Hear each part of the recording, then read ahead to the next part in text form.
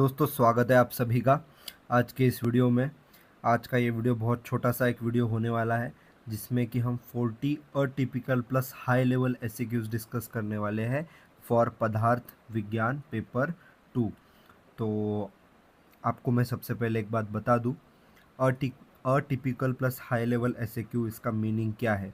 Basically देखो, बात क्या है कि जब आप प्रिपरेशन करते हैं, आप जैसे बहुत सारे बच्चे प्रिपरेशन कर रहे होंगे पदार्थ विज्ञान पेपर 2 की, लेकिन यहाँ पर बात क्या हो जाती है, इजी इजी क्वेश्चन सभी कर लेते हैं, जो एक्सपेक्टेड क्वेश्चन है वो सभी कर लेते हैं, लेकिन कुछ सालों में यूनिवर्सिटी के ये देखा गया है और स्पेशली पिछले साल भी ये चीज़ देखी गई है कि पदार्थ विज्ञान के सेकेंड पेपर में से जो है थोड़े से हाई लेवल अटिपिकल क्वेश्चंस यहाँ पर आते हैं। पेपर 1 तो बहुत इजी होता है, लास्ट ईयर भी पेपर 1 इजी था, लेकिन पेपर 2 जो होता है उसमें से थोड़े मतलब ऐसे क्वेश्चन पूछे जाते हैं जो कि एक्सपेक्ट नहीं किए थे किसी ने। जैसे पिछले साल परिणामवाद पूछ लिया था, किसी ने एक्सपेक्ट नहीं किया था। तो ऐसे कुछ हाई लेवल अटिपिकल एसक्यू जो कि ज़्यादातर बच्चे जो है इम्पॉर्टेंट नहीं है करके छोड़ देते हैं, और वही क्वेश्चन एग्ज़ाम में अगर आ गए तो फिर आपको क्या लिखना है इसमें बहुत ज़्यादा कन्फ्यूजन होता है। तो आपको पेपर में ऐसा ना हो, इसीलिए यहाँ पर इस वीडियो में हम 40 हाई लेवल और टिपिकल एसक्यूज़ के बारे में डिस्कस करने वाले हैं। छोटी सी वीडियो ये होने वाली है, और इसमें मैं आंसर नहीं बताने वाला हूँ। आपके पास जो स्टडी मटेरियल है आप उसमें से उसके आंसर्स फाइंड आउट कर सकते हैं। मैं सिर्फ क्वेश्चंस आपको बताने वाला हूँ। मेक श्योर एग्ज़ाम को जाने से पहले इन क्वेश्चंस को आप ज़रूर करके जाइए। तो चलिए वीडियो को शुरू करते हैं। उससे पहले पहली बात, ये video suitable for all universities out there in India. And second चीज़, भाई साहब, अगर आपने अगर सब्सक्राइब नहीं किया है, प्लीज़ सब्सक्राइब द चैनल। ऐसे ही हेल्पफुल और बढ़िया बढ़िया कंटेंट मैं आपके लिए लेके आते रहता हूँ। तो चलिए शुरू करते हैं। First question, first atypical. और देखो, मैं बहुत मेहनत करता हूँ आपके लिए। मैंने मतलब बहुत मेहनत करके यहाँ पर ये एसक्यूज़ आपके लिए निकाले हैं। So please value my effort and subscribe this channel if you haven't subscribed yet, please. ठीक है, तो चलिए वीडियो में आगे बढ़ जाते हैं। सो फर्स्ट एसक्यू मेरा है कि त्रिविधकरण। मैं पूरा बड़ा बड़ा एसक्यू नहीं लिखते बैठूंगा, मैं टॉपिक से आया हुआ, मतलब टॉपिक से जो एक्सपेक्टेड एसक्यू है उसको शॉर्ट में लिखूंगा।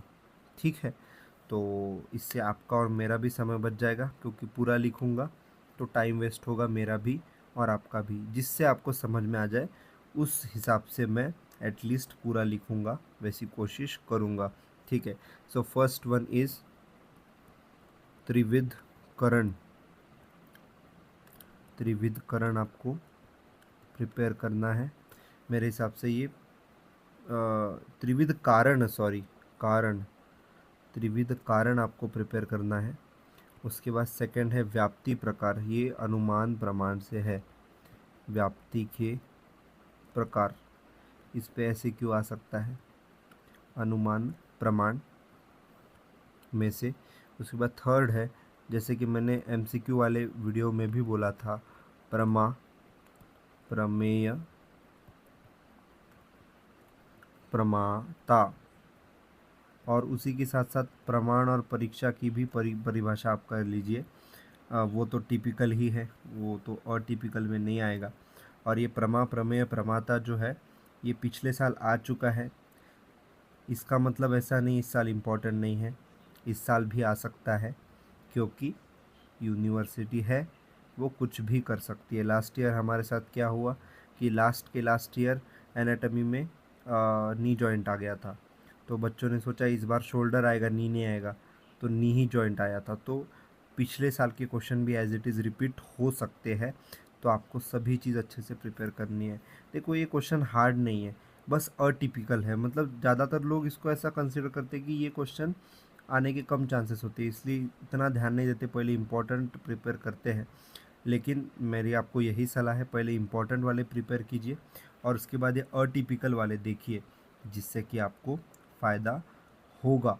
है ना, हार्ड नहीं है, लेकिन थोड़ा सा लोगों को ऐसा लगता है कि ये अनइम्पॉर्टेंट है, इतने इम्पॉर्टेंट नहीं है, इसीलिए स्किप होने का यहाँ पर चांस होता है। इसीलिए बाकी कुछ नहीं, आपके फ़ायदे के लिए मैं ये वीडियो आपके लिए लेके आया हूँ।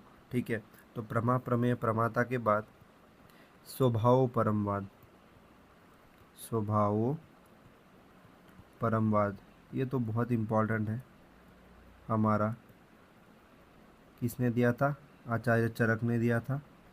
और चरक संहिता में कहाँ पे वर्णन है इसका?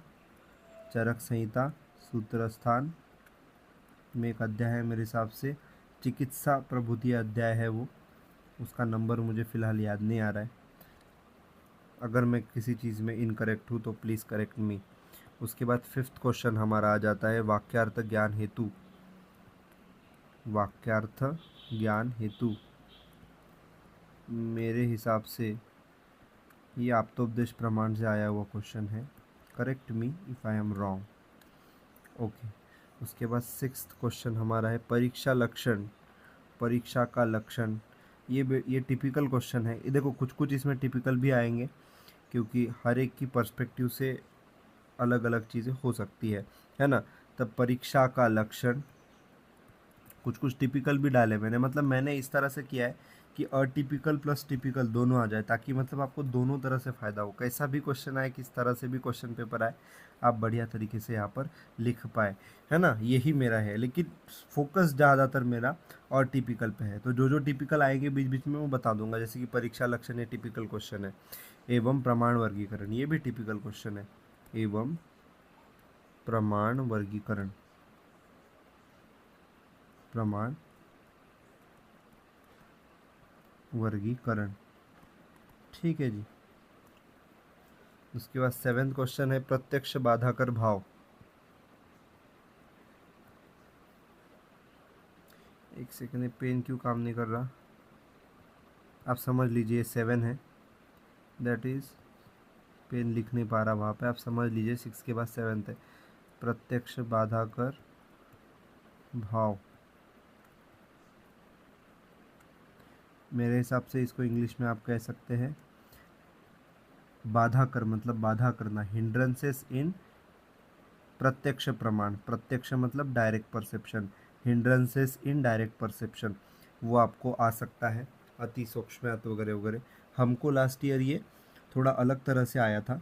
उन्होंने पूछा था कि हम उसको मतलब उसका एप्लीकेशन बेस्ड पूछा था, तो प्रत्यक्ष प्रमाण का, तो उसमें आप प्रत्यक्ष बाधाकर भाव किस तरह से लिख सकते हैं।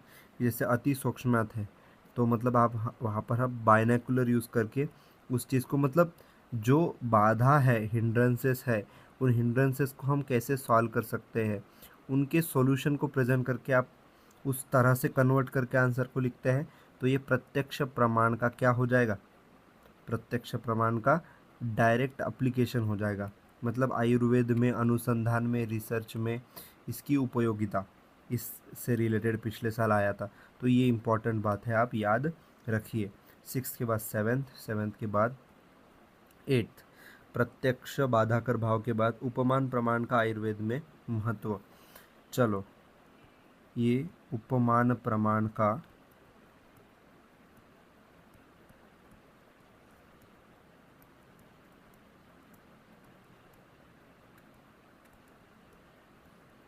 आयुर्वेद में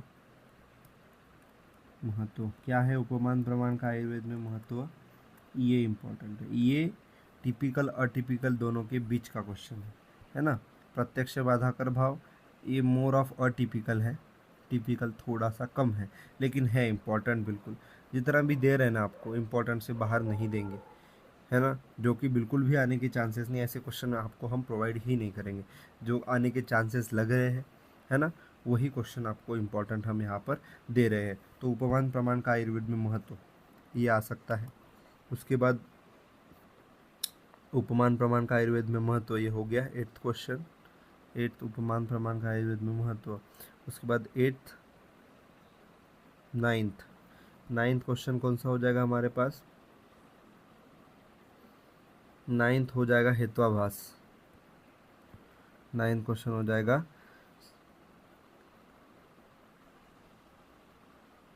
हेत्वाभास।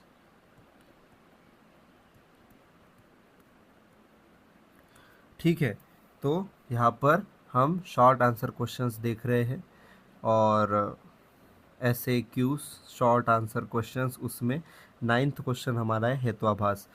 हेत्वाभास तो बहुत आईएमपी है, एलएक्यू के लिए भी आईएमपी है, एसएक्यू के लिए भी आईएमपी और एमसीक्यू भी इससे आ सकते हैं। ठीक है, तो हेत्वाभास का क्या फुल फॉर्म है? हेतु प्लस आभास। मैंने पिछले भी बार बोला था, है ना, पिछले बार मतलब एमसीक्यू के वीडियो में। अगर आप तक अभी ने आपने अभी तक एमसीक्यू वाला वीडियो नहीं देखा तो बिल्कुल आप जाके वहाँ पर उसको देखिए। तो बेसिकली बात क्या है, दो प्रकार के हेतु होते हैं, सद हेतु असद हेतु। लेकिन ऐसा भास होना कि असद हेतु सद हेतु है, उसको हम क्या कहते हैं? हेत्वाभास। Correct me if I am wrong, but ये है हेत्वाभास। हेत्वाभास की डेफिनेशन आ सकता है, डिफरेंस बिटवीन सद हेतु एंड असद हेतु आ सकता है ना, डिफरेंस बिटवीन सद असद हेतु। ये तो पिछले साल आ गया है, लेकिन फिर भी आप इसको करके रखिए, यूनिवर्सिटी है, कुछ भी कर सकती है ना। उसके बाद आयुर्वेदोक्त परीक्षा, ये टिपिकल है, लेकिन आपको ये करना है, इम्पोर्टेंट है। आयुर्वेदोक्त परीक्षा के बाद तर्क के लक्षण भेद महत्व। तर्क के लक्षण, तर्क का भेद और महत्व। ठीक है, तो ये भी मोर ऑफ टिपिकल क्वेश्चन ही है। देखो इसमें ज़्यादातर अटिपिकल है, कुछ कुछ इंपॉर्टेंट जो मुझे लगे तो मैंने टिपिकल भी डाले। तर्क के बाद शब्द लक्षण एवं शब्द भेद, ये भी टिपिकल है। शब्द लक्षण एवं शब्द लक्षण एवं शब्द भेद एवं शब्द भेद, शब्द लक्षण एवं शब्द भेद। युक्ति प्रमाण लक्षण एवं युक्ति, युक्ति प्रमाण का लक्षण, ये भी टिपिकल है। लक्षण एवं युक्ति, युक्ति का लक्षण मतलब युक्ति प्रमाण का लक्षण एवं युक्ति। युक्ति क्या है? युक्ति को आचार्य चरक ने किस तरह से वर्णन किया है, ये चीज़ें आपको पता होनी चाहिए। मतलब युक्ति से रिलेटेड क्वेश्चन आए तो आप वहाँ पर लिख सकेंगे। ठीक है, उसके बाद नेक्स्ट है हमारा 14th नंबर, उपमान उपमिति। हाँ, ये थोड़ा सा अटिपिकल में ही मोड़ता है क्वेश्चन कि उपमान क्या है, उपमिति क्या है, उपमिति क्या है। देखो, देखने में तो सिंपल लगता है, आपके बुक में भी इसको ज़्यादा डिटेल में एक्सप्लेन नहीं किया होगा, लेकिन ये इसको मैं अटिपिकल क्यों बोल रहा हूँ, ज़्यादातर लोगों ने पढ़ा भी होगा ये, लेकिन ये अटिपिकल इस तरह से हो गया क्योंकि अगर इसके ऊपर 5 मार्क का क्वेश्चन आए तो अपने पास कंटेंट ही नहीं ना लिखने के लिए, अपने को सिर्फ एक एक लाइन की डेफिनेशन पता है इसकी, तो उसको कैसे लंबा करें। तो इसकी भी आपको ट्रेनिंग करनी पड़ेगी, जो जो बहुत छोटी छोटी चीज़ें उसको आप किस तरह से एलेबोरेट कर सकते हैं, इसकी आप अगर ट्रेनिंग करके जाते हैं तो डेफिनेटली आपको उसका फ़ायदा ही होगा। तो उपमान, उसकी डेफिनेशन लिख सकते हैं, उपमिति क्या है, उपमिति का उपमान से क्या रिलेशन है, आपके हिसाब से, आपकी बुद्धि, आपकी अंडरस्टैंडिंग, हर एक का आंसर यहाँ पे अलग हो सकता है, इसलिए मैं एक टिपिकल आंसर यहाँ पे नहीं दे सकता। आपकी जिस तरह से अंडरस्टैंडिंग है उस तरह से आप उपमान उपमिति में जो है एक संबंध एस्टेब्लिश करने की कोशिश कर सकते हैं। अगर यहाँ पर आपके लिए क्वेश्चन आया तो आपका यथा योग्य जो दिमाग है उसको यूज़ करके आप उसको लिखिए। तो उपमान उपमिति के बाद परमाणुवाद नेक्स्ट है हमारा, परमाणुवाद। परमाणुवाद किसने दिया था? परमाणुवाद किसने दिया था? महर्षि कणाद ने दिया था ना, correct me if I am wrong. Yes, परमाणुवाद महर्षि कणाद ने दिया था। उन्होंने बताया था कि परमाणु होते हैं, अणु परमाणु होते हैं। अब ये कौन सा दर्शन है, नीचे कमेंट डाउन कीजिए, विच दर्शन it is, please comment down. उसके बाद 16th क्वेश्चन हमारा आता है इंद्रियार्थ सन्निकर्ष। इंद्रियार्थ सन्निकर्ष, ये भी वैसा देखा जाए तो हाईलाइटेड इम्पॉर्टेंट है सन्निकर्ष, लेकिन मैंने इसको इस यहाँ पे इसलिए डाला क्योंकि जनरली ये एलएक्यू के लिए पूछा जा सकता है क्वेश्चन, लेकिन एसएक्यू के लिए भी पूछा जा सकता है, लेकिन अभी इस समय मुझे एसएक्यू में इसके ज़्यादा चांसेस यहाँ पर लग रहे हैं इंद्रियार्थ सन्निकर्ष के। और यहाँ पर ये थोड़ा सा कंसेप्ट समझने में बच्चों को डिफ़िकल्ट जाता है, थोड़ा सा इसकी लेवल हाई है, डेफिनेटली हाई है। आपको समझना पड़ेगा कंसेप्ट, आपको लर्न करना पड़ेगा, आपको उसको याद रखना पड़ेगा, तभी आप पेपर में लिख पाएंगे। इसीलिए इसको मैंने अटिपिकल की कैटेगरी में ही मैं इसको मोड़ रहा हूँ। उसके बाद 17, आफ्टर इंद्रियार्थ सन्निकर्ष देयर इज नेक्स्ट व्याप्ति। व्याप्ति हो गया था क्या अपना? व्याप्ति प्रकार, हाँ व्याप्ति हो गया था तो उसको रिपीट नहीं करेंगे। प्रमाण, लक्षण एवं भेद, तो प्रमाण का लक्षण एवं भेद ये भी टिपिकल है, लेकिन क्योंकि इम्पॉर्टेंट है, बेसिक है। देखो कई बार हम बेसिक चीज़ों को ना छोड़ देते हैं टफ चीज़ों के पीछे, और बेसिक चीज़ें आ जाती है और हमको वो लिखते नहीं आता, तो ऐसा भी नहीं होना चाहिए। इसका भी ध्यान मैंने इस वीडियो में रखा है कि high plus low, typical plus atypical, है ना, ये दोनों इंक्लूड किया जाए। लेकिन मेन यहाँ पर इस वीडियो में हाई है, क्योंकि टिपिकल तो आपको पता ही है, अटिपिकल की आपको नॉलेज नहीं होगी इतनी, तो मैं अटिपिकल वाले आपको ज़्यादातर यहाँ पर प्रोवाइड करो। आपकी प्रिपरेशन अगर अच्छी है, डेफिनेटली आपको कुछ अटिपिकल टिपिकल नहीं रहेगा, लेकिन ये फैक्टर होता है, ठीक है। तो नेक्स्ट है प्रमाण लक्षण, प्रमाण लक्षण एवं भेद, एवं भेद, ठीक है। उसके बाद नेक्स्ट है 18, दैट इज युक्ति प्रमाण, युक्ति प्रमाण, युक्ति प्रमाण का अनुसंधान, अनुसंधान में महत्व। अनुसंधान मतलब रिसर्च, है ना, तो युक्ति प्रमाण का रिसर्च में, अनुसंधान में क्या महत्व है, ये हमारा 18th SAQ है। उसके बाद नेक्स्ट है पीलूपाक पिठरवाद, पीलूपाक पिठरपाकवाद, ठीक है। तो यहाँ पर आपको ये रिपीट तो नहीं हुआ ना, एक बार देख लेने दो मुझे। त्रिवितकरण व्याप्ति, यहाँ पर देखे तो रिपीट हुआ है क्या, दिख तो नहीं रहा, नहीं दिख नहीं रहा, तो ये बहुत ज़्यादा इम्पोर्टेंट है भाई, पीलूपाक वाद वर्सेस पिठरपाकवाद। भाई साहब ये बहुत इम्पोर्टेंट क्वेश्चन है, मैं स्टार कर सकता हूँ इस क्वेश्चन को। खैर बेचारे बाकी क्वेश्चन नाराज़ हो जाएंगे हमको क्यों स्टार नहीं किया, इसलिए मैं छोड़ रहा हूँ। लेकिन ये क्वेश्चन भाई बिल्कुल हल्के में मत लेना, इसका बाकायदा अच्छे से प्रिपरेशन करके जाना। अगर क्वेश्चन आया कि पीलूपाकवाद व पिठरपाकवाद में अंतर स्पष्ट करे, तो इसको थोड़ा डिटेल में आप पढ़ के जाइए, ना कि सिर्फ डेफिनेशन, क्योंकि पूछा जा सकता है। फिर आप क्या लिखेंगे, हाँ पीलूपाकवाद में क्या कहा गया है, पिठरपाकवाद में क्या कहा गया है, ये कौन से दर्शन से आता है, ये कौन से दर्शन से आता है, इसमें से एक न्याय में से आता है, एक वैशेषिक में से आता है मेरे हिसाब से, if I am not wrong. कौन सा न्याय में से है, कौन सा वैशेषिक में से है, प्लीज़ कमेंट डाउन करके मुझे बताइए। जिसका सही आंसर होगा मैं हार्ट दे दूंगा, जिससे बाकी लोगों को समझ में आए, ठीक है। इसमें एक में केमिकल चेंज होता है, एक में फिजिकल चेंज होता है, जहाँ तक मुझे याद है। तो यहाँ पर ये क्वेश्चन बहुत इम्पोर्टेंट है ना। पीलूपाक पिठरपाकवाद। नेक्स्ट शब्दार्थ बोधक वृत्ति, नेक्स्ट है तुम्हारा शब्दार्थ बोधक, शब्दार्थ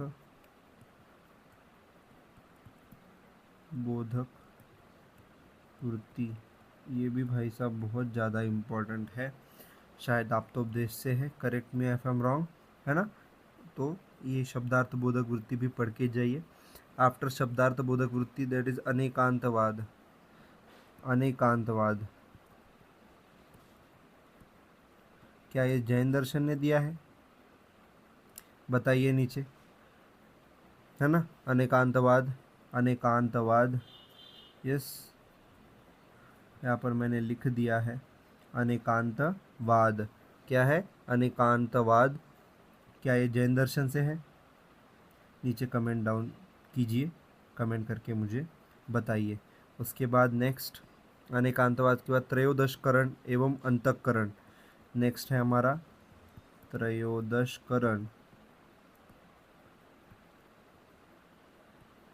प्लस अंतःकरण। ठीक है, तो ये हो गया। उसके बाद नेक्स्ट है कार्य कारण लक्षण एवं प्रकार, है ना। तो हम पढ़ रहे थे ना कार्य कारण सिद्धांत, अगर हम देखें कार्य कारण सिद्धांत क्या है, उसके लक्षण क्या है और उसके प्रकार क्या है, ये सब चीज़ें आपको अच्छे से पता होनी चाहिए बेटा। नेक्स्ट नेक्स्ट है स्वार्थानुमान परार्थानुमान। इस पे ऐसे क्यों आ सकता है, स्वार्थानुमान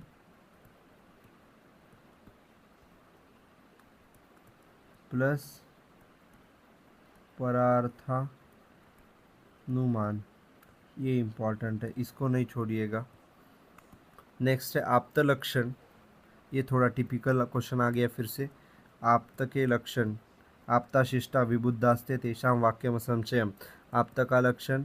उसके बाद आप्तोपदेश व्याख्या, आप्तोपदेश की व्याख्या वो उसका महत्व करके जाइए, इम्पोर्टेंट है। ठीक है, मुझे तो ऐसा लगता है मैक्सिमम पेपर इन 40 क्वेश्चन से ही होना चाहिए, देखते हैं क्या होता है। बुद्धि, क्योंकि मैं कोई जादूगर नहीं हूँ, लेकिन मेरे गेस अच्छे बैठ रहे हैं इस यूनिवर्सिटी एग्ज़ाम में। आप देख सकते हैं 60% से ऊपर ही मेरे गेस बैठ रहे हैं, तो अच्छी बात है ये। गेस मतलब वो कैलकुलेटेड गेस है, पढ़ाई करके बनाए हुए गेस है, ऐसे हवा में मारे हुए गेस नहीं है। तो बिल्कुल आप मुझे ट्रस्ट कर सकते हैं, आपका नुकसान तो मैं नहीं होने दूंगा, उल्टा फ़ायदा ही करूँगा, ये आपको मेरा वादा है। उसके बाद बुद्धि और बुद्धि के प्रकार, मतलब बुद्धि के बारे में जो भी दे रखा है बेसिकली वो आप करके रखिए। बुद्धि के बाद चतुर्विद परीक्षा, बिल्कुल इम्पॉर्टेंट है भाई ये, इसको तो बिल्कुल भी नहीं हल्के में रखना है। चतुर्विद परीक्षा, चतुर्विद परीक्षा ये तो करना ही है। चतुर्विद परीक्षा ये शायद फर्स्ट या सेकंड चैप्टर में आता है, परीक्षा एवं प्रमाण जो भी है। उसका श्लोक है द्विविधमेव खलु सर्व सच्चा सच्च तच्च चतुर्विध परीक्षा आप्तोपदेश प्रत्यक्षम अनुमानम युक्तिश्चेति। ये श्लोक आपको करना है, ये श्लोक इम्पॉर्टेंट है ना। नहीं किया है अब तक तो कर लीजिए, है ना। उसके देखो द्विविधमेव खलु सर्व सच्चा सच्चा, ये तो आसान ही है, लेकिन बाकी दो दूसरी लाइन है उसमें अगर आपको सीक्वेंस याद करने में डिफ़िकल्टी होती है तो मैं आपको एक ट्रिक बताता हूँ। अपाय, अपाय, आप्तोपदेश प्रत्यक्षम अनुमानम युक्तिश्चेति, इस तरह से आप याद उसको रख सकते हैं। तो चतुर्विध परीक्षा को फिर आपको एलेबोरेट करना है कि हाँ आप्तोपदेश क्या है, प्रत्यक्ष क्या है ना, आचार्य चरक ने उनका व्यू क्या है, उन्होंने क्या बताया, तो आप ये थोड़ी बहुत चीज़ें लिख सकते हैं, ये इंपॉर्टेंट है ना। चतुर्विध परीक्षा के बाद युक्ति प्रमाण लक्षण, उसके बाद युक्ति प्रमाण का लक्षण क्या है, युक्ति प्रमाण का लक्षण एवं उसका चिकित्सकीय महत्व। क्या ये हो गया है, क्या ये क्वेश्चन हो गया? नहीं, युक्ति प्रमाण का अनुसंधान में महत्व हुआ है, नहीं युक्ति प्रमाण लक्षण एवं युक्ति, युक्ति प्रमाण लक्षण एवं चिकित्सकीय महत्व यार,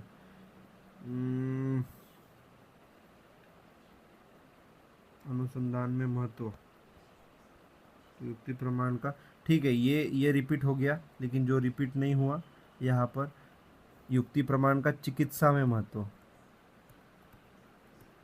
ठीक है जी, अलग हो गया ये चिकित्सा में महत्व। अरे क्या है वो निकालते निकालते कभी कभी रिपीट चीज़ें हो जाती है, लेकिन पूरी तरह से रिपीट नहीं है। यहाँ पर देखो, यहाँ पर युक्ति प्रमाण का अनुसंधान में महत्व था रिसर्च में, और यहाँ पे युक्ति प्रमाण का चिकित्सा में महत्व, है ना, मतलब ट्रीटमेंट में, मतलब आयुर्वेदिक ट्रीटमेंट में हम युक्ति प्रमाण का किस तरह से यूज़ कर सकते हैं और युक्ति प्रमाण का रिसर्च में कैसे यूज़ कर सकते हैं। ठीक है, तो आई गेस आपको ये चीज़ समझ में आ ही गई होगी। युक्ति प्रमाण अगर आप पढ़ेंगे तो आप उसमें ये पाएंगे। तो मैंने पहले ही चिल्ला चिल्ला के बोला है, हर चीज़ में, पदार्थ पेपर 1 में भी बोला था, जो महत्व वाली चीज़ें हैं वो आपको करनी ही करनी है। महत्व वाली चीज़ें मत छोड़िए, उनको तो कीजिए ही कीजिए। उसके बाद 29 है उपमान प्रमाण प्रकार। तो कितने प्रकार होते हैं? उपमान प्रमाण के प्रकार कितने होते हैं, है ना? क्या लिखा मैंने ये? उपमान प्रमाण के प्रकार 3 प्रकार होते हैं। कौन से 3 प्रकार है? कमेंट डाउन कीजिए, है ना। उपमान प्रमाण के 3 प्रकार होते हैं। तो उपमान प्रमाण के प्रकार पे भी आपको क्वेश्चन आ सकता है। तो 29 के बाद ये 30 क्वेश्चन है। 30 क्वेश्चन में आपको क्या आ सकता है? उपमान प्रमाण प्रकार के बाद सत्कार्यवाद। सत्कार्यवाद ये टिपिकल क्वेश्चन है। ये फर्स्ट पेपर में भी आपको सत्कार्यवाद आया है।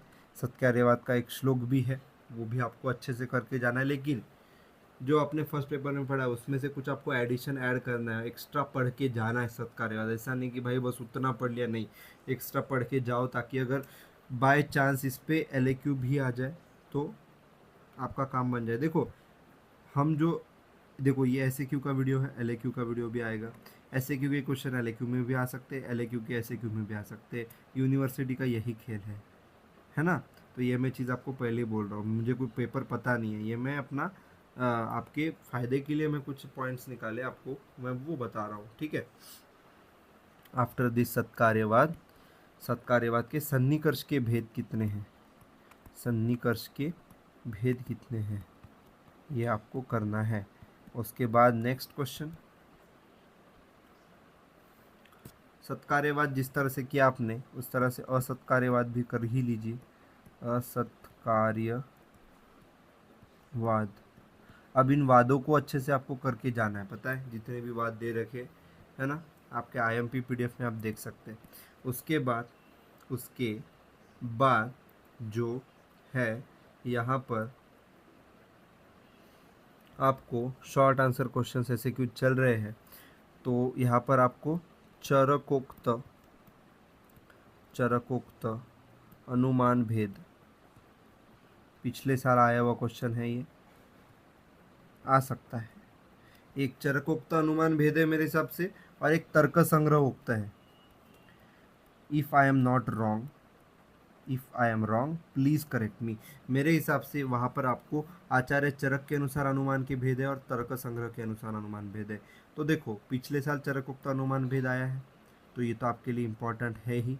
चरकोक्त अनुमान भेद ये तो आपको करके ही जाना है, लेकिन साथ ही साथ आपको तर्क संग्रहोक्त अनुमान भेद भी करके जाने हैं, क्योंकि ऐसा हो सकता है कि लास्ट ईयर ये पूछा तो शायद इस साल ये तर्क संग्रह के अनुसार भी पूछ दे। ठीक है, यस, ये हो गया 33 क्वेश्चन। फिर चरकोक्त अनुमान भेद के बाद युक्ति एज अ स्वतंत्र प्रमाण, यार ये इम्पोर्टेंट है भाई, ये मज़ेदार क्वेश्चन है। ये मतलब 90% बच्चे इस क्वेश्चन पे लट्टू हो जाएंगे, क्योंकि ये क्वेश्चन ऐसा है ना, इतना ध्यान नहीं जाता और बस पढ़ने के लिए ऐसे पढ़ देते। पॉइंट दिया हुआ है, हालांकि आपके टेक्स्ट बुक में भी होगा, ब्लूप्रिंट में तो है ही। तो युक्ति को स्वतंत्र प्रमाण मानने में तर्क, आपको ऐसा क्वेश्चन आ सकता है, युक्ति को स्वतंत्र प्रमाण मानने में तर्क लिखिए। मतलब युक्ति को क्यों स्वतंत्र प्रमाण माना जाता है ना। युक्ति को स्वतंत्र प्रमाण क्यों माना जाता है, व्हाट आर द रीजंस, ये इंपॉर्टेंट है। इसको भी मन कर रहा है मुझे स्टार करूँ, मज़ेदार इंपॉर्टेंट क्वेश्चन है ये अटिपिकल है, ये हाईली अटिपिकल और हाई लेवल वाला क्वेश्चन है, तो ये आपको करना है। उसके बाद 35 क्वेश्चन, युक्ति को स्वतंत्र प्रमाण, उसके बाद शक्ति ग्रह हेतु, ये भी करना है आपको, करके जाइए, है ना। शक्ति ग्रह हेतु इसको नहीं छोड़ना है। ये जो शक्ति ग्रह हेतु वाक्य वाक्य शब्द, ये चीज़ें तो भाई आपको करके जाना ही पड़ेगा। उसके बाद शक्ति ग्रह हेतु के बाद प्रमाण लक्षण एवं उपयोगिता, ये मेरे हिसाब से आ गया है क्वेश्चन, और टिपिकल ये तो मैं उसको नहीं लिख रहा हूँ। उसके बाद उपमान प्रमाण लक्षण भेद, तो ये उपमान प्रमाण का लक्षण भेद तो पहले ही दिया है ना भाई। उपमान प्रमाण प्रकार हो गया, उपमान प्रमाण का लक्षण चलो लिख देता हूँ यार, इम्पोर्टेंट है, आ जाए तो आ जाए। उपमान टिपिकल है, ये इम्पॉर्टेंट है इसलिए लिख दिया है। उसके बाद नेक्स्ट है 37। उसके बाद है हमारा विवर्तवाद। विवर्तवाद इम्पॉर्टेंट है, कौन से दर्शन ने दिया है, किसने दिया है, नीचे कमेंट डाउन करके मुझे बताइए। उसके बाद 38 आफ्टर विवर्तवाद प्रत्यक्ष लक्षण एवं प्रकार, प्रत्यक्ष प्रमाण के लक्षण एवं प्रकार करना है। उसके बाद और एक अटिपिकल क्वेश्चन है हमारे पास, पंचावयव वाक्य। पंचावयव वाक्य, पंचावयव वाक्य, ये भी आपको करके जाना है। उसके बाद आपको मैं लास्ट में ये बोलूँगा कि देखो क्या है, एक दो रिपीट हो गए ना, इसलिए एक हमारा कम पड़ गया, तो मैं आपको क्या लिखूँ क्या लिखूँ, वैसा 40 क्वेश्चन यहाँ पर मैं लिख सकता हूँ आपको जो है, चलो क्षणभंगुरवाद, ये आप प्रिपेयर करके रख लीजिए। क्षणभंगुरवाद, क्या, क्षणभंगुरवाद, ये बौद्ध दर्शन ने दिया है, चांसेस कम है लेकिन वही अटिपिकल है तो आ सकता है। तो ये थे हमारे 40 SAQ, जो कि आपको बहुत इम्पॉर्टेंट है, पढ़ के जाना है, बिल्कुल पढ़ के जाना है। आपके सामने ही मैंने सारे लिखे हैं ये SAQs, तो आपके लिए ये बहुत ज़्यादा इम्पोर्टेंट हो जाते हैं। तो अगर आपको इसकी PDF चाहिए कमेंट सेक्शन में बताइए, टेलीग्राम चैनल का लिंक डिस्क्रिप्शन पिन कमेंट में डाल दूंगा, तो यहाँ पर आप ऐसे देख सकते हैं। इसके बाद आएगा LAQ का वीडियो, इसलिए स्टे ट्यून। अभी आपसे मैं इजाज़त चाहता हूँ। जय हिंद, वंदे मातरम।